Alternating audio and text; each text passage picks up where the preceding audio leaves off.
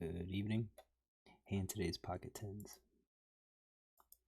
So in this hand we have early position player min raises, and that can mean a lot of different things. With this player, he's playing 30%, 4% pre-flop raise. He doesn't have any three bets, but we also don't have a huge number of hands.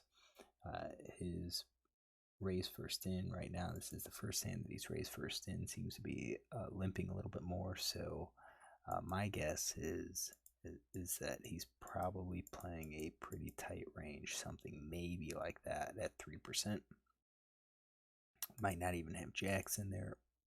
Now, a lot of people, if they're going to raise and do it with a min raise, they tend to have the weaker hands. They're just hoping they don't want to invest a lot of money because they know that they're weaker. But with this player with 135 hands, he really hasn't raised it pre-flop. I mean, his raise first in, 1 out of 3 from the cutoff, but he hasn't played a whole lot. And when you look at his limping range,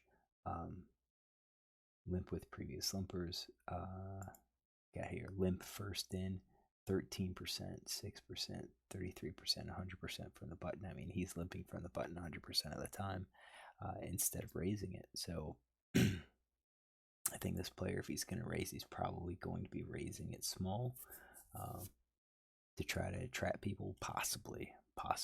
Now, I could be wrong. So it's on me. Seeing this, though, versus a normal player, I tend to get a little bit cautious because, as I said, that two big blind just seems like weakness. And, I think there's a lot of possibility where I could just go ahead and call with some better hands and get more value, because if I raise, I think he's just gonna fold. So I could raise with weaker hands. So you look at call versus EP, like ace two, ace three. I could raise those hands. I could expand my three betting range with the expectation that he's gonna raise or that he's gonna fold. But with this player, he seems overly passive.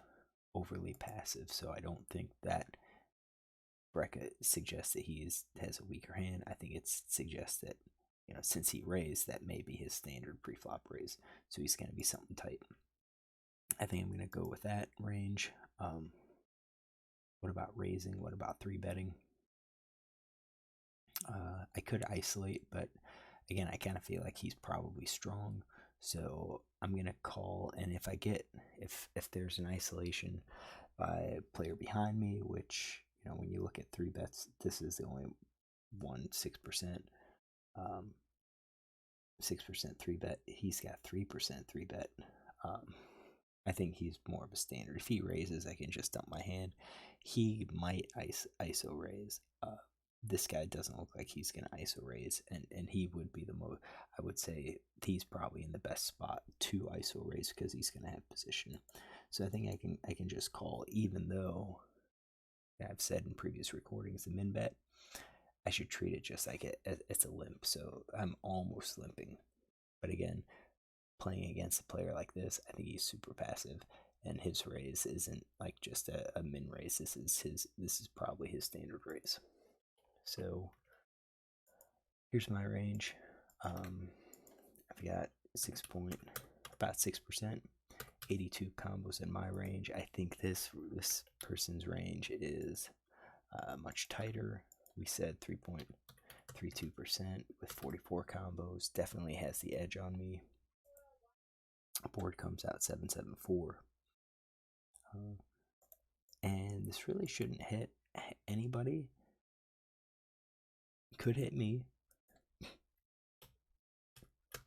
but I don't think it's gonna hit him. The only thing he'll have is if he has an overpair, he's got a pair. So you can see that my equity is almost 30%. His is a little better than 70, and he bets. Now his C bets, he doesn't have a whole lot of C bets because he doesn't really raise pre-flop. So with him betting here, and he bet fairly large, I'm gonna guess that he's probably on one of these overpairs, possibly.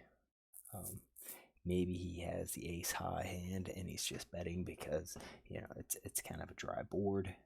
We could say that it's 100%, which then comes back to me and say, what can I do? I don't think this is a spot to 3-bet.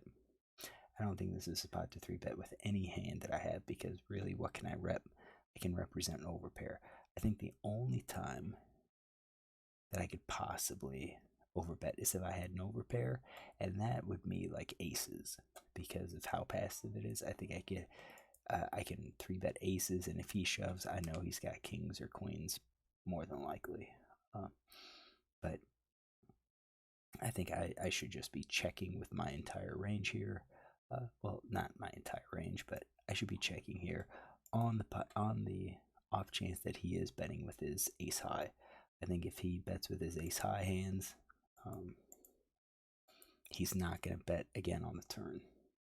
He's going to have to give me some credit, some credit for having a hand. So he bets. I think I can call with my pairs, my overpairs, kind of get some values.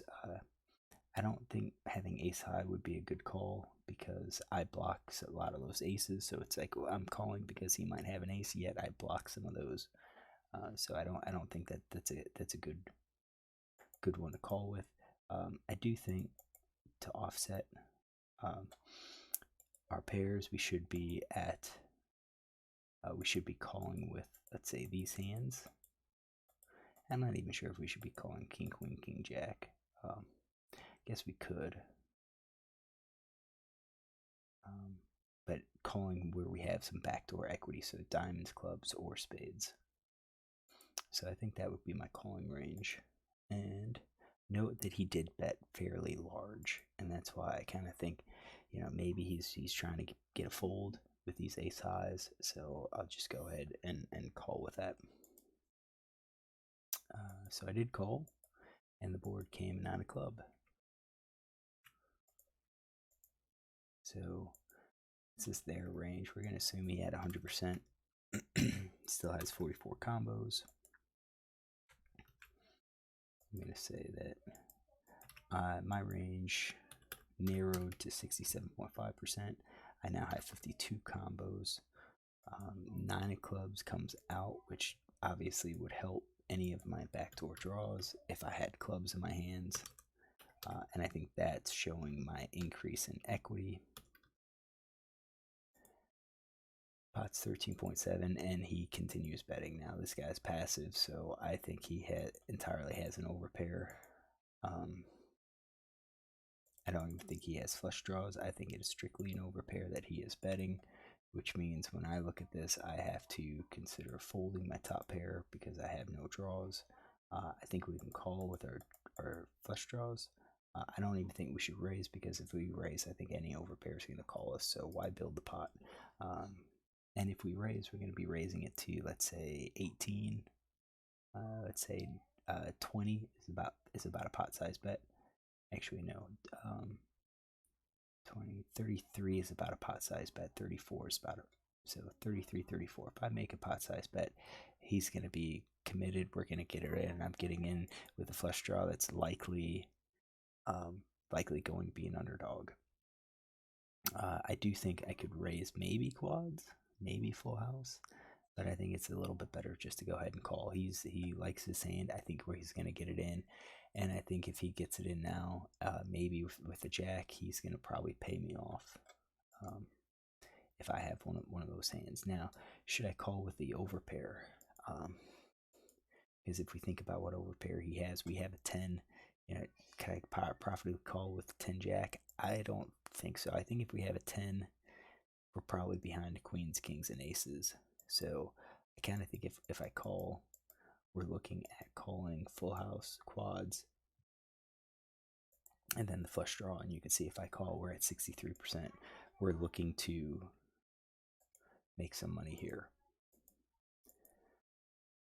And I called here, and I think that's probably a bad card for me.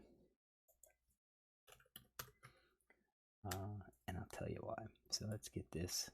He only has these overpairs.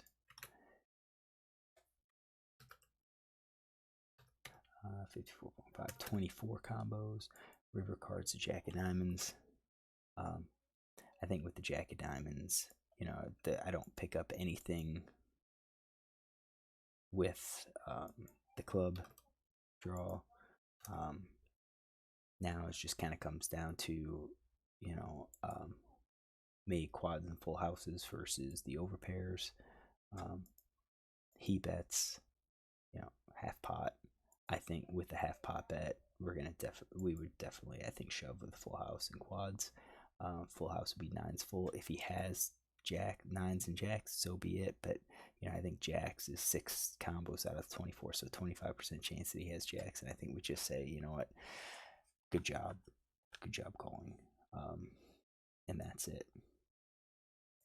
I called, which I don't like because we know that I had tens, and I really think based on how he's played it, given his stats, he's not overly loose. 30%, that's loose, but he's definitely passive. And when he comes in for a raise, I think it narrows his range significantly. And for him to continue betting here, I think it just screams pocket pair, over pair, so queens, kings, aces. And even though I have a pocket pair myself, I think this should be an easy fold, probably an easy fold on the turn. All right, so messed up this hand, but we can always learn with every hand that we study. If you like this hand, look tomorrow for another.